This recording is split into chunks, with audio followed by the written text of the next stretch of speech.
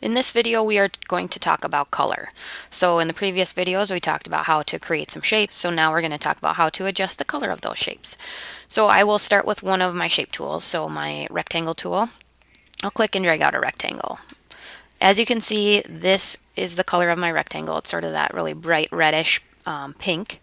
I can adjust the colors by clicking or double clicking down here in my tool panel, my color swatches. So the color in the upper left is the fill color, or sort of the main body color. And the one in the lower right, I'll hit cancel here. In the lower right, this green one is the stroke color.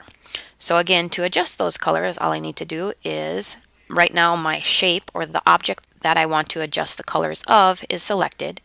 I'll double click on my stroke color and I can choose a stroke color. I like this green because it's nice and it's pretty visible anyway.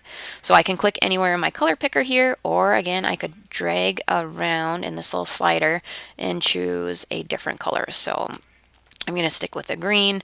I'll hit OK. If I wanted to change my fill color, I just double click in the upper left right there and I can choose a different fill color. So if I want to change my fill color into a different pink, I could, or again, I could drag this around and change the fill color.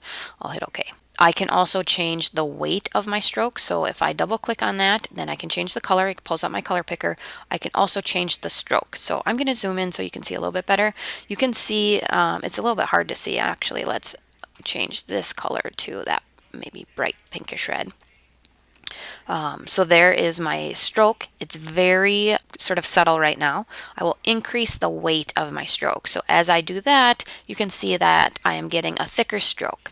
So I have all of those options available to me. I can customize it however I want. So maybe I increase the size of my stroke and I decide that I don't like that. It's too red. I'm going to pull that color down. We're going to go more into the pink range. Hit OK and notice that my color of my stroke changes. Again, if I want to change the fill color, double click on my color swatch here and I'm going to go to bright green, and there is my fill color. So if I have found a color that I really like and I want to save that color, what I could do is I have that color selected and now I can just hit this new swatch button and that will pull up using the color that I have already selected. So I can hit OK there. Notice that if I change, I select my green color, pull up my color swatches, hit this little new swatch button, then it pulls in my green color. I hit OK and it's saving those right there. So I can create a new color group if I want to, and I can organize my colors. We won't work with that a whole lot, especially not right now, but just so you're aware, those are there. The other thing that I want to show you is how to change a fill color or a stroke color to none. So right now I have both a fill color and a stroke color, but maybe I don't want that outline around my shape. So I click on my stroke color and I choose none for the color swatch. So I can do that right there. I also have access to that information up here. So I have none as one of my color swatches. I usually work right here. This one isn't normally what I go to, but a lot of that is personal preference. So whatever workflow you end up using is perfectly fine with me as long as you kind of get to the same spot. I can change my colors back to the default, so white fill, black stroke. I did that by just clicking on those tiny little color swatches right there. I can swap my fill and my stroke by clicking right there on that little curved arrow and it swaps them out.